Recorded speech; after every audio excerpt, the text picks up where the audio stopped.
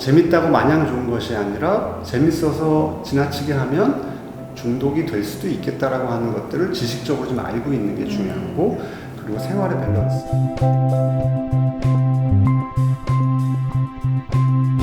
대한신경정신의학회 공식 채널입니다. 네, 이번에 알아볼 중독은요, 요즘 정말 새롭게 급부상하고 있는 중독입니다. 여러분 정말 궁금하실 텐데요, 바로 게임 중독입니다. 자, 이 게임 중독에 대해서 또 자세하게 이야기해 주실 선생님 한 분 모셨습니다. 네, 안녕하세요. 저는 가톨릭대학교 의정부 성모병원 정신건강의학과에 근무하고 있는 이해국이라고 합니다. 반갑습니다. 네, 선생님, 요즘 게임 중독에 대해서 궁금해하시는 분들 정말 많을 것 같은데요. 그래서 저도 궁금한 게 많습니다. 먼저 그러면 게임 중독은 어떤 건가요?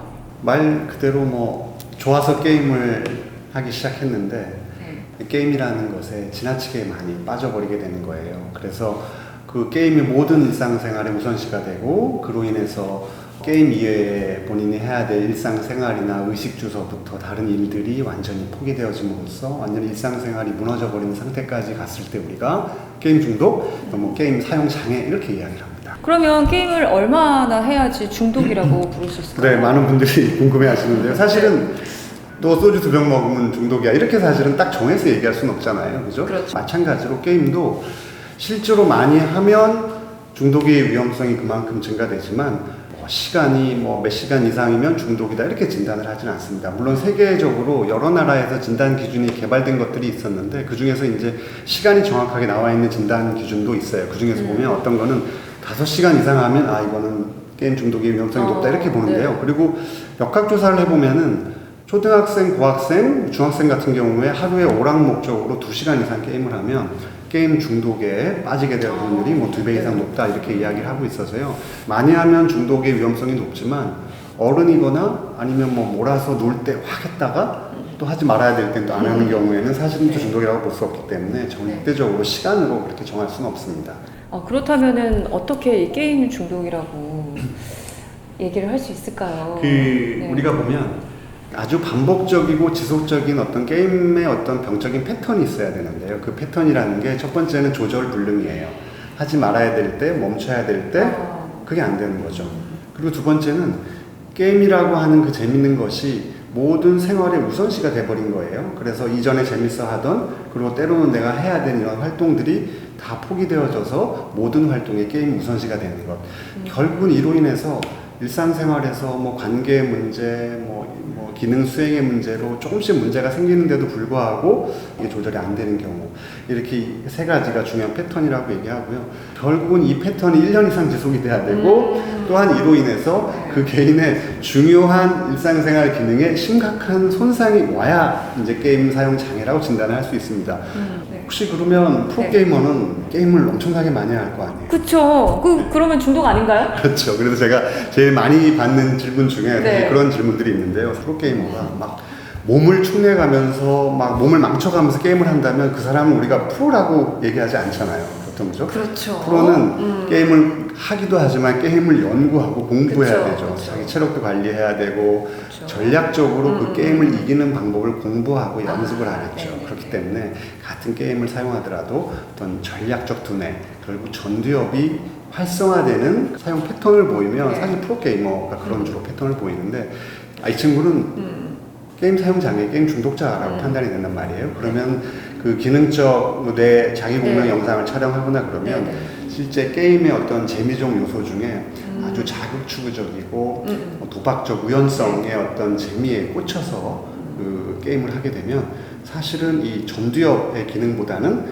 자극으로부터 그 활성화되는 그런 뇌의 시상이라든지 선조체라든지 이런 부분의 기능이 더 커진다고 합니다.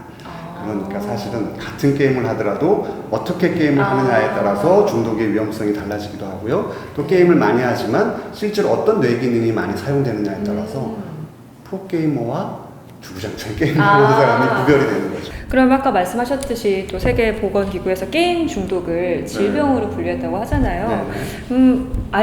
알코올처럼 게임도 그런 중독 유발 물질이라고 할 수 있을까요? 사실은 이게 그 병 이름에 게임이라는 게 들어가다 보니까 네. 일반 상식적으로 생각을 할 때 알코올 중독, 알코올에 중독된 거, 게임 중독, 게임에 중독됐다는 얘기인가? 그럼 게임이 중독을 유발했나? 사실 이렇게 생각하기 쉽거든요. 네.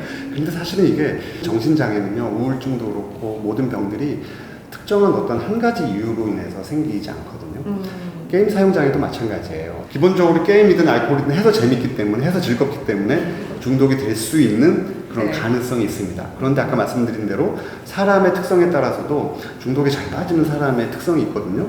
그리고 또한 환경적 특성으로도 보면 그 매체나 그 물질에 얼마나 이 사회적으로 접근성이 쉽냐에 따라서도 사실은 중독의 위험이 달라지겠죠. 그렇기 때문에 게임 사용 장애다, 게임 중독이다라고 하면 게임을 정상적으로 대부분 조절하면서 잘 사용을 하는데 그 중에 일부가 이런 여러 가지 위험 요인이 하필이면 만나서 중독적 상태, 조절하지 못하는 상태로 지금 현재 그 상태에 빠져 있다는 의미에서 사실은 게임 사용 장애로 말합니다. 그렇기 때문에 뭐 게임을 뭐 중독 유발 물질로 본다? 그렇게 병리화해서 보지는 않는 거죠. 아, 그래요? 그러면 게임 중독이신 분들도 스스로 이렇게 병을 치료하기 위해서 찾아오는 경우가 많나요? 어른들 같은 경우에는 네. 스스로 찾아오시는 분들도 있어요. 네. 근데 아이들 같은 경우에는 주로 이제 부모의 그쵸. 손에 끌려서 손에 오게 의해서 되는데요. 오죠. 사실 좋아하는 걸 하기 시작하는 건 사실 아이들의 특성이잖아요. 그쵸. 특히 그리고 청소년 아동 시기에는 재미를 느낄 수 있는 뇌는 이미 다 발달이 돼 있는데 미래를 예측해서 뭐 지나치면 안 되겠다 해서 이제 조절을 하는 것은 전두엽의 기능인데 전두엽은 사실 20세가 되어서야 완전히 성숙이 되거든요. 한 12세, 3세서부터 18세까지는 기본적으로 아이들이 어느 정도 충동적이고 그런 특성이 있습니다. 근데 그럴 때 다양한 재미거리들을 열심히 잘 제공하고 그런 것들을 충분히 느낄 수 있게 해주면 어느 한 가지에 크게 빠지는 일이 적은데 통제하고 너무 공부만 시킨다든지 스트레스가 너무 많기 시작하면 아이들이 이제 게임에 쏠리게 되는 거죠. 네. 사실은 그런 면에서 보면 그 아이들과 대화하고 뭐 게임 이외의 어떤 다른 것들을 네. 많이 좀 갖게 해주고 이런 접근들을 통해서 게임 중독에서 회복될 수 있는데 부모님들도 그런 부분들에 잘 교육이 안 돼 있고 사회적으로 또 즐길 거리가 또 별로 없다 보니까 결국은 게임 중독에 빠져서 부모님한테 끌려서 오게 되거든요. 네. 그러면 이제 처음엔 사실은 치료자 입장에서도 게임 끊자 줄이자 이런 얘기를 안 합니다. 왜냐하면 네. 그러면 애들이 병원에 안 오거든요. 그쵸. 그러면 처음에는 이제 게임 이야기를 같이 하면서 아이와 관계를 형성을 하면서 본인이 본인의 게임 사용 패턴에 대해서 조금씩 스스로 생각해 볼 수 있게 함으로써 조금 이제 회복이 가능하죠. 아, 그러면 더 구체적으로 또 어떻게 치료가 또 진행될 수 근데 있을까요? 게임 같은 경우에는요, 어떤 게임에 쉽게 빠지게 만드는 개인의 어떤 성향도 많이 관여가 되거든요. 그래서 그런 부분들을 일단은 진단을 해서 그런 부분이 있다면 그에 걸맞는 약물 치료를 통해서 게임에 쉽게 빠지게 만드는 어떤 공존 장애를 조절함으로써 게임에 빠지기 쉬운 어떤 개인적 특성을 조정을 해주는 거고요. 그리고 게임과 관련된 어떤 인지의 왜곡을 수정해 줄 수 있도록 상담 치료를 통해서도 충분히 좋아질 수가 있고요. 무엇보다도 부모 교육이나 부모와 아이랑 같이 만나는 맞아요. 자리를 통해서 어떤 관계를 회복하는 것, 그리고 부모가 아이의 문제를 좀 더 능숙하게 다뤄주는 것, 이런 것들을 통해서 충분히 회복이 가능합니다. 그럼 이 게임 중독 같은 경우는 부모님도 함께 이 네, 치료에 동참하는 경우가 많겠네요. 어른 같은 경우에는 사실은 부모와의 관계가 그다지 중요하지 않을 수 있지만 특히 네. 청소년에서 게임 사용 문제가 생긴다라고 하면 부모가 꼭 치료에 참여하는 것이 중요합니다. 이 게임 중독은 예방도 가능할 것 같아요. 네, 이야기를 그렇죠. 듣다 보니까. 네, 네. 예방에 중요한 거는 일단은 다른 대안의 활동을 유지하는 게 되게 중요하고요. 그리고 이것이 재밌다고 마냥 좋은 것이 아니라 재밌어서 지나치게 하면 중독이 될 수도 있겠다라고 하는 것들을 지식적으로 좀 알고 있는 게 중요하고 그리고 생활의 밸런스, 디지털 아날로그, 그다음에 문화활동, 체육활동 이런 것들을 좀 적절하게 균형 있게 할 수 있도록 본인도 노력하고 부모나 사회도 노력하는 게 정말 중요합니다. 보통 지금까지 얘기한 것은 우리 청소년 아이들에 좀 초점이 되기도 했는데 성인인데 게임 중독이 된 분들을 위해서 또 한 말씀 해주신다면. 사실 성인은 어떻게 보면 이미 뇌가 발달이 다 되어 있고 성격 특성이나 이런 부분들이 다 이미 발달이 되어 있기 때문에 우리 성인은 게임 안에 들어있는 사행성이나 선정성 이런 것들이 요즘 되게 많이 들어있거든요. 그래서 그런 부분들을 좀 주의하셔야 되고 또 한 가지는 어떤 업무의 스트레스, 관계의 스트레스 이런 부분들을 해결하지 않고 쌓아두면 결국 스트레스가 쌓여서 불행감이 느고 우울감이 생기면 그것을 빨리 벗어날 수 있는 방법을 택하게 되거든요. 결국 술이나 게임 같은 순간적으로 짧고 싸게 본인의 어떤 불행한 상태를 벗어날 수 있는 것을 택하게 되는데 네. 그것보다는 일상생활에 좀 재밌고 즐겁게 할 수 있는 어떤 자기만의 습관이나 어떤 취미 활동들을 계속 유지시켜 주는 게 중요합니다. 게임만 하는 것보다는 게임도 하자 이렇게 이해하시면 될 것 같습니다. 아, 그러니까 게임만 하지 말고